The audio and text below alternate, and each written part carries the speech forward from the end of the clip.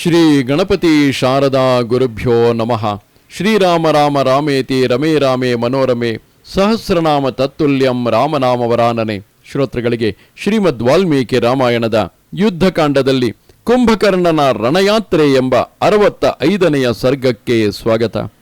ಸತಥೋಕ್ತಸ್ತು ನಿಭರ್ತ್ಸ ಕುಂಭಕರ್ಣೋ ಮಹೋದರಂ ಅಬ್ರವೀದ್ ರಾಕ್ಷಸ ಶ್ರೇಷ್ಠಂ ಭ್ರಾತರಂ ರಾವಣಂ ತತಃ. ಮಹೋದರನು ಹೀಗೆ ಹೇಳಲು ಕುಂಭಕರ್ಣನು ಅವನನ್ನು ಗದರಿಸಿ ರಾಕ್ಷಸ ಶ್ರೇಷ್ಠನಾದ ಅಣ್ಣನಾದ ರಾವಣನಿಗೆ ಹೇಳಿದನು, ಅಣ್ಣ, ನಾನಿಂದು ದುರಾತ್ಮನಾದ ರಾಮನನ್ನು ಸಂಹರಿಸಿ ನಿನಗೆ ಒದಗಿರುವ ಭೀಕರವಾದ ಯುದ್ಧವನ್ನು ತೊಡೆದು ಹಾಕುತ್ತೇನೆ. ಅನಂತರ ನೀನು ವೈರಿಗಳೇ ಇಲ್ಲದವನಾಗಿ ಸುಖವಾಗಿರು. ವೀರರಾದವರು ನೀರಿಲ್ಲದ ಮೇಘಗಳಂತೆ ಯಾವಾಗಲೂ ಗರ್ಜಿಸುತ್ತಿರುವುದಿಲ್ಲ. ಆದುದರಿಂದ ರಣರಂಗದಲ್ಲಿ ನನ್ನ ಪರಾಕ್ರಮವನ್ನು ತೋರುವುದರ ಮೂಲಕ ಗರ್ಜಿಸುವುದನ್ನು ನೀನೇ ನೋಡುವೆ. ನಮರ್ಷಯತಿ ಚಾತ್ಮಾನಂ ಸಂಭಾವಯತಿ ನಾತ್ಮನ ಆದರ್ಶಯಿತ್ವಾ ಶೂರಾಸ್ತು ಕರ್ಮ ಕುರುವಂತೆ ದುಷ್ಕರಂ. ಶೂರರು ತಮ್ಮ ಪ್ರತಾಪವನ್ನು ತಾವೇ ಹೊಗಳಿಕೊಳ್ಳಲು ಇಷ್ಟಪಡುವುದಿಲ್ಲ. ಬರೀ ಮಾತಿನ ಮೂಲಕವಾಗಿ ತಮ್ಮ ಸಾಹಸವನ್ನು ಪ್ರಕಟಿಸ ಹೋಗದೆ ದುಷ್ಕರವಾದ ಸಾಹಸ ಕಾರ್ಯಗಳನ್ನು ಮಾಡುತ್ತಾರೆ. ಮಹೋದರ, ಸಾಮರ್ಥ್ಯವಿಲ್ಲದ, ಬುದ್ಧಿಯಿಲ್ಲದ, ತಾವೇ ಸರ್ವಜ್ಞರೆಂದು ಭಾವಿಸಿಕೊಂಡಿರುವ ರಾಜರಿಗೆ ನಿನ್ನಂತಹವರು ಸರ್ವ ಕಾಲಗಳಲ್ಲಿಯೂ ಹೇಳುವ ನಯವಾದ ಮಾತುಗಳು ರುಚಿಸುತ್ತವೆ. ಯುದ್ಧದಲ್ಲಿ ಹೇಡಿಗಳಂತೆ ವರ್ತಿಸುವ, ಯಾವಾಗಲೂ ಪ್ರಿಯವಾಗುವುದನ್ನೇ ಆಡುವ ರಾಜನ ಅನುಯಾಯಿಗಳಾದ ನಿಮ್ಮಂತಹವರಿಂದಲೇ ಎಲ್ಲ ಕಾರ್ಯಗಳು ಹಾಳಾಗಿ ಹೋಗಿವೆ. ನಿಮ್ಮಂತಹವರ ಸಹವಾಸದ ಪರಿಣಾಮವಾಗಿಯೇ ಇಂದು ಲಂಕೆಯಲ್ಲಿ ರಾಜನು ಮಾತ್ರವೇ ಉಳಿದುಕೊಂಡಿದ್ದಾನೆ. ಕೋಶವು ಬರಿದಾಗಿದೆ, ಸೈನ್ಯ ಬಲವು ಕ್ಷೀಣಿಸಿದೆ. ರಾಜನ ಬಳಿ ಇರುವ ನೀವು ಮಿತ್ರರ ಸೋಗಿನಲ್ಲಿ ಶತ್ರುವಿನ ಕೆಲಸ ಮಾಡುತ್ತಿರುವಿರಿ. ಶತ್ರುಗಳನ್ನು ಜಯಿಸಲು ಯುದ್ಧ ಸನ್ನದ್ಧನಾಗಿರುವ ನಾನು ಈಗಲೇ ರಣಾಂಗಣಕ್ಕೆ ಹೊರಡುತ್ತೇನೆ. ನೀವು ಇದುವರೆಗೂ ಅನುಸರಿಸಿಕೊಂಡು ಬಂದಿರುವ ದುರ್ನೀತಿಯನ್ನು ಸರಿಪಡಿಸುವ ಸಲುವಾಗಿಯೇ ನಾನು ಅಲ್ಲಿಗೆ ಹೋಗುತ್ತಿದ್ದೇನೆ. ಧೀಮಂತನಾದ ಕುಂಭಕರ್ಣನು ಹೀಗೆ ಹೇಳಲು ರಾಕ್ಷಸಾಧಿಪನಾದ ರಾವಣನು ನಗುತ್ತಾ ಹೇಳಿದನು, ಯುದ್ಧ ವಿಶಾರದನೆ ಕುಂಭಕರ್ಣ, ಈ ಮಹೋದರನು ರಾಮನಿಗೆ ಬಹಳವಾಗಿ ಭಯಗೊಂಡಿದ್ದಾನೆ. ಇದರಲ್ಲಿ ಸಂಶಯವೇ ಇಲ್ಲ. ಈ ಕಾರಣದಿಂದಲೇ ಇವನಿಗೆ ರಾಮನೊಡನೆ ಯುದ್ಧ ಮಾಡುವುದು ಸರಿ ಕಾಣುತ್ತಿಲ್ಲ. ಸೌಹಾರ್ದದಲ್ಲಾಗಲಿ ಬಲದಲ್ಲಾಗಲಿ ನಿನಗೆ ಸಮಾನನಾದವನು ಬೇರೊಬ್ಬನಿಲ್ಲ. ಆದುದರಿಂದ ನೀನು ಈಗಲೇ ಶತ್ರುವಿನ ಸಂಹಾರಕ್ಕಾಗಿಯೂ ವಿಜಯ ಗಳಿಸುವ ಸಲುವಾಗಿಯೂ ಯುದ್ಧಕ್ಕೆ ಹೊರಡು. ಶತ್ರುವಿನ ವಿನಾಶದ ಸಲುವಾಗಿಯೇ ನಾನು ನಿನ್ನನ್ನು ಎಚ್ಚರಗೊಳಿಸಿದನು. ಯುದ್ಧ ಯಾತ್ರೆಗೆ ಹೋಗಲು ರಾಕ್ಷಸರಿಗೆ ಇದು ಸಕಾಲವಾಗಿದೆ. ಪಾಶಹಸ್ತನಾದ ಯಮನಂತೆ ನೀನು ಶೂಲಪಾಣಿಯಾಗಿ ಯುದ್ಧಕ್ಕೆ ಹೋಗು. ವಾನರರನ್ನು, ಸೂರ್ಯ ಸಮಾನ ತೇಜಸ್ವಿಗಳಾದ ಆ 2 ರಾಜಪುತ್ರರನ್ನು ಭಕ್ಷಿಸು. ನಿನ್ನ ಭಯಂಕರವಾದ ರೂಪವನ್ನು ನೋಡಿದೊಡನೆಯೇ ವಾನರ ಸೈನಿಕರು ಪಲಾಯನ ಮಾಡುತ್ತಾರೆ. ರಾಮ ಲಕ್ಷ್ಮಣರ ಎದೆಗಳು ಬಿರಿದು ಹೋಗುತ್ತವೆ.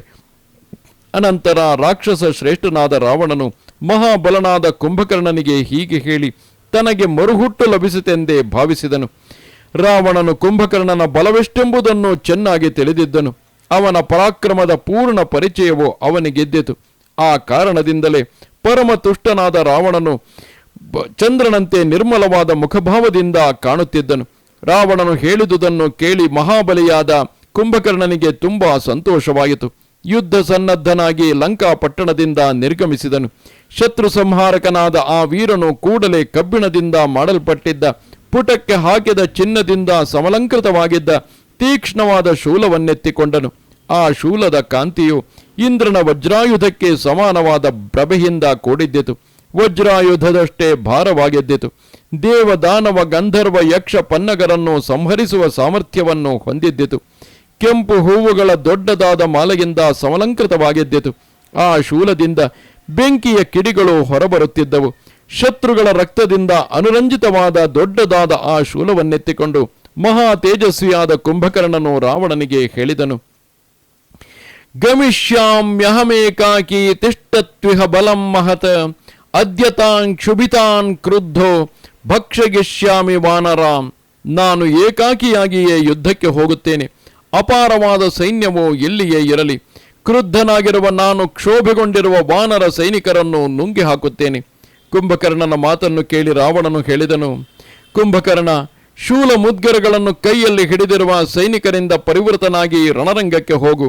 ಮಹಾಕಾಯರಾದ ಮತ್ತು ಶೂರರಾದ ವಾನರರು ಒಳ್ಳೆಯ ಉದ್ಯೋಗಶೀಲರು.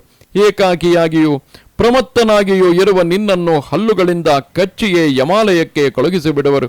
ಆದುದರಿಂದ ಎದುರಿಸಲು ಅಸಾಧ್ಯನಾದ ಸೈನಿಕರಿಂದ ಪರಿವೃತನಾಗಿ ಯುದ್ಧಕ್ಕೆ ಹೋಗು. ರಾಕ್ಷಸರಿಗೆ ಅಹಿತವನ್ನುಂಟು ಮಾಡುವ ಸಮಸ್ತ ಶತ್ರುಗಳನ್ನು ಸಂಹರಿಸು. ಮಹಾ ತೇಜಸ್ವಿಯಾದ ರಾವಣನು ಹೀಗೆ ಹೇಳಿ ಸಿಂಹಾಸನದಿಂದ ಮೇಲೆದ್ದು ರತ್ನಗಳಿಂದ ಖಚಿತವಾಗಿದ್ದ ಸುವರ್ಣ ಮಾಲೆಯನ್ನು ಕುಂಭಕರ್ಣನ ಕತ್ತಿಗೆ ಹಾಕಿದನು. ಭುಜ ಕೀರ್ತಿಗಳಿಂದಲೂ ಉಗುರುಗಳಿಂದಲೂ ಶ್ರೇಷ್ಠವಾದ ಆಭರಣಗಳಿಂದಲೂ ಚಂದ್ರನಂತೆ ಪ್ರಕಾಶಮಾನವಾದ ಹಾರದಿಂದಲೂ ದಿವ್ಯವಾದ ಸುಗಂಧಯುಕ್ತವಾದ ಮಾಲೆಗಳಿಂದಲೂ ಕರ್ಣಕುಂಡಲಗಳಿಂದಲೂ ಕುಂಭಕರ್ಣನ ಅಂಗಾಂಗಗಳನ್ನು ಅಲಂಕರಿಸಿದನು. ಸುವರ್ಣಮಯವಾದ ಅಂಗದ, ಕೇಯೂರ, ಪದಕ ಇವೇ ಮೊದಲಾದ ಆಭರಣಗಳಿಂದ ಸಮಲಂಕೃತನಾದ ವಿಶಾಲ ಕರ್ಣನಾದ ಕುಂಭಕರ್ಣನು ಹೂತ ಮಾಡಲ್ಪಟ್ಟ ಯಜ್ಞೇಶ್ವರನಂತೆಯೇ ಪ್ರಕಾಶಿಸಿದನು. ಕುಂಭಕರ್ಣನ ಸೊಂಟದಲ್ಲಿ ದೊಡ್ಡದಾದೊಂದು ಉಡಿದಾರವಿದ್ದಿತು. ಅದರಿಂದ ಯುಕ್ತನಾಗಿದ್ದ ಕುಂಭಕರ್ಣನು ಅಮೃತ ಮಂಥನ ಕಾಲದಲ್ಲಿ ವಾಸುಕಿಯಿಂದ ನಿಬದ್ಧವಾಗಿದ್ದ ಮಂದರ ಪರ್ವತದಂತೆಯೇ ಕಾಣುತ್ತಿದ್ದನು. ಬಳಿಕ ಕುಂಭಕರ್ಣನು ಕವಚವನ್ನು ತೊಟ್ಟುಕೊಂಡನು. ಅದು ಸುವರ್ಣಮಯವಾಗಿದ್ದಿತು. ಶತ್ರುಗಳ ದೊಡ್ಡ ದೊಡ್ಡ ಆಘಾತಗಳನ್ನು ತಡೆದುಕೊಳ್ಳಲು ಸಮರ್ಥವಾಗಿದ್ದಿತು. ಮಿಂಚಿನ ಕಾಂತಿಯಿಂದ ಪ್ರಕಾಶಿಸುತ್ತಿದ್ದು ತನ್ನದೇ ಆದ ಪ್ರಭೆಯಿಂದ ದೇದೀಪ್ಯಮಾನವಾಗಿರುವಂತೆ ಕಾಣುತ್ತಿದ್ದಿತು. ಅಸ್ತ್ರಶಸ್ತ್ರಗಳಿಂದಲೂ ಅಭೇದ್ಯವಾಗಿದ್ದಿತು. ಅಂತಹ ಅಮೋಘವಾದ ಕವಚವನ್ನು ಧರಿಸಿದ್ದ ಕುಂಭಕರ್ಣನು ಸಂಧ್ಯಾಕಾಲದ ಮೋಡದಿಂದ ಕವಿಯಲ್ಪಟ್ಟ ಪರ್ವತ ರಾಜನಂತೆಯೇ ಕಾಣುತ್ತಿದ್ದನು. ಸರ್ವಾಂಗಗಳಲ್ಲಿಯೂ ಸಮಸ್ತವಾದ ಆಭರಣಗಳನ್ನು ಧರಿಸಿದ್ದ ಶೂಲಪಾಣಿಯಾಗಿದ್ದ ಆ ರಾಕ್ಷಸನು 3 ಲೋಕಗಳನ್ನು ಅಳೆಯಲು ಉತ್ಸಾಹಿತನಾಗಿದ್ದ ನಾರಾಯಣನಂತೆಯೇ ಕಾಣುತ್ತಿದ್ದನು. ಮಹಾಬಲನಾದ ಕುಂಭಕರ್ಣನು ಅಣ್ಣನನ್ನು ಆಲಿಂಗಿಸಿಕೊಂಡು ಪ್ರದಕ್ಷಿಣೆ ಮಾಡಿ ತಲೆಬಾಗಿ ನಮಸ್ಕರಿಸಿ ಯುದ್ಧಕ್ಕೆ ಹೊರಟನು. ರಾವಣನು ಪ್ರಶಸ್ತವಾದ ಆಶೀರ್ವಾದಗಳೊಡನೆ ಮತ್ತು ಶಂಖ ದುಂದುಭಿ ಘೋಷಗಳೊಡನೆ ತಮ್ಮನನ್ನು ಕಳುಹಿಸಿಕೊಟ್ಟನು. ಶ್ರೇಷ್ಠವಾದ ಆಯುಧಗಳನ್ನು ಧರಿಸಿದ್ದ ಸೈನಿಕರು ಅವನೊಡನೆ ಹೊರಟರು. ಮಹಾತ್ಮರಾದ ಆ ಸೈನಿಕರಲ್ಲಿ ಕೆಲವರು ಆನೆಗಳ ಮೇಲೂ, ಕೆಲವರು ಕುದುರೆಗಳ ಮೇಲೂ, ಕೆಲವರು ಮೇಘಗಳಂತೆ ಗಡಗಡ ಶಬ್ದ ಮಾಡುತ್ತಿದ್ದ ರಥಗಳಲ್ಲಿಯೂ ಕುಳಿತು ರಥಿಗಳಲ್ಲಿ ಶ್ರೇಷ್ಠನಾದ ಕುಂಭಕರ್ಣನನ್ನು ಅನುಸರಿಸಿ ಹೊರಟರು. ಕೆಲವು ರಾಕ್ಷಸರು ಸರ್ಪಗಳ ಮೇಲೂ, ಕೆಲವರು ಒಂಟೆಗಳ ಮೇಲೂ, ಕೆಲವರು ಕತ್ತೆಗಳ ಮೇಲೂ, ಕೆಲವರು ಸಿಂಹ, ಆನೆ, ಜಿಂಕೆ, ಪಕ್ಷಿಗಳ ಮೇಲೂ ಕುಳಿತು ಭಯಂಕರನಾಗಿಯೂ ಮಹಾಬಲಿಷ್ಠನಾಗಿಯೂ ಇದ್ದ ಕುಂಭಕರ್ಣನನ್ನು ಹಿಂಬಾಲಿಸಿದರು. ಆ ಸಮಯದಲ್ಲಿ ಕುಂಭಕರ್ಣನ ಮೇಲೆ ಪುಷ್ಪವೃಷ್ಟಿಯಾಗುತ್ತಿದ್ದಿತು. ತಲೆಯ ಮೇಲೆ ಶ್ವೇತ ಛತ್ರವಿದ್ದಿತು. ತ್ರಿಶೂಲವನ್ನು ಹಿಡಿದಿದ್ದನು. ಮದದಿಂದಲೂ ರಕ್ತದ ಸೊಗಡಿನಿಂದಲೂ ಉನ್ಮತ್ತನಾಗಿದ್ದ ದಾನವ ದೇವತೆಗಳಿಗೆ ಶತ್ರುವಾದ ಕುಂಭಕರ್ಣನು ಯುದ್ಧದ ಸಲುವಾಗಿ ಲಂಕೆಯಿಂದ ಹೊರಟನು. ಅವನ ಜೊತೆಯಲ್ಲಿ ಗಟ್ಟಿಯಾಗಿ ಗರ್ಜನೆಗಳನ್ನು ಮಾಡುತ್ತಿದ್ದ ಮಹಾಬಲಿಷ್ಠರಾದ ಭಯಂಕರವಾದ ಕಣ್ಣುಗಳನ್ನು ಹೊಂದಿದ್ದ ಶಸ್ತ್ರಧಾರಿಗಳಾಗಿದ್ದ ಬಹುಸಂಖ್ಯಾತರಾದ ಪದಾತಿ ಸೈನಿಕರು ಹೊರಟರು. ಅವರೆಲ್ಲರ ಕಣ್ಣುಗಳು ಕೋಪದಿಂದ ಕೆಂಪಾಗಿದ್ದವು. ಅನೇಕ ಮಾರುಗಳಷ್ಟು ಎತ್ತರವಾಗಿದ್ದರು. ಕಾಡಿಗೆಯ ರಾಶಿಯಂತೆ ಕಾಣುತ್ತಿದ್ದರು. ಕೈಗಳಲ್ಲಿ ಶೂಲ, ಕತ್ತಿ, ನಿಶಿತವಾದ ಗಂಡುಗೊಡಲಿ, ಬಿಂದಿಪಾಲ, ಪರಿಘ, ಗದೆ, ಮುಸಲ, ದೊಡ್ಡದಾದ ತಾಳೆ ಮರದ ರೆಂಬೆಗಳು ಇವೇ ಮುಂತಾದ ಎದುರಿಸಲು ಅಸಾಧ್ಯವಾದ ಆಯುಧಗಳನ್ನು ಎತ್ತಿಕೊಂಡು ಹೋಗುತ್ತಿದ್ದರು. ಮಹಾ ತೇಜಸ್ವಿಯು ಮಹಾಬಲಿಷ್ಠನೂ ಆದ ಕುಂಭಕರ್ಣನು ದಾರುಣವಾದ ಮತ್ತು ಭಯಂಕರವಾದ ಬೇರೊಂದು ರೂಪವನ್ನು ಧರಿಸಿ ಶತ್ರುಗಳ ಮೇಲೆ ಬಿದ್ದನು. ಆ ಸಮಯದಲ್ಲವನು 600 ಧನುಸ್ಸುಗಳ ಪರಿಮಾಣದಷ್ಟು ಎತ್ತರವಾಗಿಯೂ 100 ಧನುಸ್ಸುಗಳ ಪರಿಮಾಣದಷ್ಟು ಅಗಲವಾಗಿಯೂ ಇದ್ದನು. ಅವನ ಕಣ್ಣುಗಳು ಗಾಡಿಯ ಚಕ್ರದಂತೆ ವಿಶಾಲವಾಗಿಯೂ ದುಂಡಾಗಿಯೂ ಇದ್ದವು. ಮಹಾಪರ್ವತದಂತೆಯೇ ಇದ್ದು ಅತ್ಯಂತ ಭಯಂಕರನಾಗಿ ಕಾಣುತ್ತಿದ್ದನು. ರಾಕ್ಷಸ ಸೈನಿಕರನ್ನು ವ್ಯೂಹ ಕ್ರಮದಲ್ಲಿ ನಿಲ್ಲಿಸಿ ಕಾಡುಗಿಚ್ಚಿನಿಂದ ಸುಟ್ಟು ಹೋದ ಪರ್ವತದಂತೆಯೇ ಕಾಣುತ್ತಿದ್ದ ವಿಶಾಲ ಮುಖನಾದ ಕುಂಭಕರ್ಣನು ಗಹಗಹಿಸಿ ನಗುತ್ತಾ ಹೇಳಿದನು, ಅಗ್ನಿಯು ಪತಂಗದ ಹುಳುಗಳನ್ನು ಭಸ್ಮ ಮಾಡುವಂತೆ ನಾನು ಈಗಲೇ ವಾನರ ಮುಖ್ಯರ ದಳಗಳನ್ನು ಒಂದಾದ ಮೇಲೆ ಒಂದರಂತೆ ಮತ್ತೊಂದರಂತೆ ಸುಟ್ಟು ಹಾಕುತ್ತೇನೆ. ವನಚಾರಿಗಳಾದ ವಾನರರು ಇಚ್ಛಾಪೂರ್ವಕವಾಗಿ ನನಗೆ ಯಾವ ಅಪರಾಧವನ್ನೂ ಮಾಡಿಲ್ಲ. ವಾನರರ ಜಾತಿಯು ನಮ್ಮಂಥವರ ಉದ್ಯಾನವನಗಳಿಗೆ ಭೂಷಣಪ್ರಾಯವಾಗಿಯೇ ಇರುತ್ತದೆ. ನಮ್ಮ ನಗರವನ್ನು ಆಕ್ರಮಿಸಲು ಮುಖ್ಯ ಕಾರಣನಾದವನು ಲಕ್ಷ್ಮಣ ಸಹಿತನಾದ ರಾಮನು.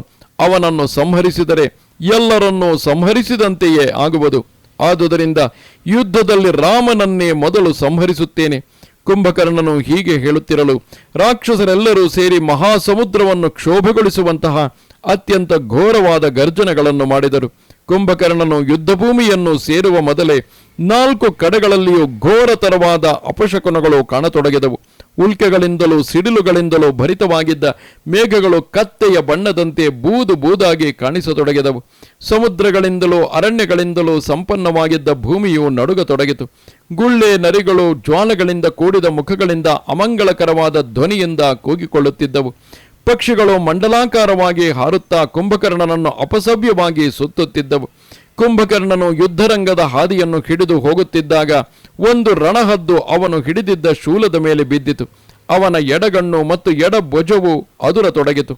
ಭಯಂಕರವಾಗಿ ಧ್ವನಿ ಮಾಡುತ್ತಾ ಧಗಧಗಿಸಿ ಉರಿಯುತ್ತಾ ಉಲ್ಕೆಯು ಆಕಾಶದಿಂದ ಕೆಳಕ್ಕೆ ಬಿದ್ದಿತು. ಸೂರ್ಯನು ಕಾಂತಿಹೀನನಾದನು. ವಾಯುವು ಸುಖಕರವಾಗಿ ಬೀಸುತ್ತಿರಲಿಲ್ಲ. ಯಮನ ಬಲದಿಂದ ಪ್ರೇರಿತನಾದ ರಾಕ್ಷಸನು ರೋಮಾಂಚನವಾಗುವ ರೀತಿಯಲ್ಲಿ ಕಾಣಿಸಿಕೊಂಡ ಮಹೋತ್ಪಾತಗಳನ್ನು ಲೆಕ್ಕಿಸದೆಯೇ ಯುದ್ಧ ಮಾಡಲು ರಣರಂಗಕ್ಕೆ ತೆರಳಿದನು. ಪರ್ವತ ಸದೃಶನಾಗಿದ್ದ ಕುಂಭಕರ್ಣನು ಕಾಲುಗಳಿಂದಲೇ ಎತ್ತರವಾಗಿದ್ದ ಲಂಕಾಪಟ್ಟಣದ ಪ್ರಾಕಾರವನ್ನು ದಾಟಿ ದಟ್ಟವಾದ ಮೇಘಗಳಂತಿದ್ದ ಪರಮಾದ್ಭುತವಾಗಿದ್ದ ವಾನರ ಸೈನ್ಯವನ್ನು ನೋಡಿದನು. ಪರ್ವತೋಪಮನಾಗಿದ್ದ ರಾಕ್ಷಸ ಶ್ರೇಷ್ಠನಾದ ಕುಂಭಕರ್ಣನನ್ನು ನೋಡಿ ಬಿರುಗಾಳಿಯಿಂದ ಪ್ರೇರಿತವಾದ ಮೋಡಗಳು ಚೆಲ್ಲಾಪಿಲ್ಲಿಯಾಗುವಂತೆ ವಾನರ ಸೈನಿಕರು ದಿಕ್ಕಾಪಾಲಾಗಿ ಓಡಿಹೋದರು. ಅತಿ ಪ್ರಚಂಡವಾಗಿದ್ದ ವಾನರ ಸೈನ್ಯವು ವಾಯುವಿನ ಪ್ರಚೋದನೆಯಿಂದ ಭಿನ್ನವಾಗಿ ಹೋದ ಮೋಡಗಳ ಸಮೂಹದಂತೆ ದಿಕ್ಕಾಪಾಲಾಗಿ ಓಡುತ್ತಿರುವುದನ್ನು ಕಂಡು ಮೇಘ ಸದೃಶರಾಗಿದ್ದ ರಾಕ್ಷಸನು ಪರಮ ಸಂತೋಷದಿಂದ ಮೇಘದಂತೆಯೇ ಗರ್ಜನೆ ಮಾಡಿದನು. ಆಕಾಶದಲ್ಲಿನ ಮೇಘಗಳ ಗರ್ಜನೆಯಂತಿದ್ದ ಕುಂಭಕರ್ಣನ ಭಯಂಕರವಾದ ಗರ್ಜನೆಯನ್ನು ಕೇಳಿ ವಾನರರು ಬುಡವನ್ನು ಕಡಿದ ಸಾಲ ವೃಕ್ಷದಂತೆ ಭೂಮಿಯ ಮೇಲೆ ತೊಪ್ಪನೆ ಬೀಳತೊಡಗಿದರು. ದೊಡ್ಡದಾದ ಪರಿಘವನ್ನು ಹಿಡಿದಿದ್ದ ಮಹಾಕಾಯನಾದ ಕುಂಭಕರ್ಣನು ಶತ್ರುವಿನ ಸಂಹಾರಕ್ಕಾಗಿ ಲಂಕಾ ಪಟ್ಟಣದಿಂದ ಹೊರಟನು. ಪ್ರಳಯ ಕಾಲದಲ್ಲಿ ಪ್ರಪಂಚದ ಸಂಹಾರಕ್ಕೆ ಕಾರಣಭೂತವಾದ ಕಾಲದಂಡವನ್ನು ಹಿಡಿದ ಕಾಲ ಪುರುಷನಂತೆ ಕಪಿ ಸೈನಿಕರಿಗೆ ಕುಂಭಕರ್ಣನು ಮಹತ್ತರವಾದ ಭಯವನ್ನುಂಟು ಮಾಡಿದನು. ಇದು ಶ್ರೀಮದ್ ವಾಲ್ಮೀಕಿ ರಾಮಾಯಣದ ಯುದ್ಧಕಾಂಡದಲ್ಲಿ 65ನೆಯ ಸರ್ಗವು. ನಮಸ್ತೆ ಶಾರದೆ ದೇವಿ ಕಾಶ್ಮೀರ ಪುರವಾಸಿನಿ ತ್ವಾಮಹಂ ಪ್ರಾರ್ಥಯೇ ನಿತ್ಯಂ ವಿದ್ಯಾದಾನಂಚ ದೇಹಿಮೆ. ನಮಸ್ಕಾರ.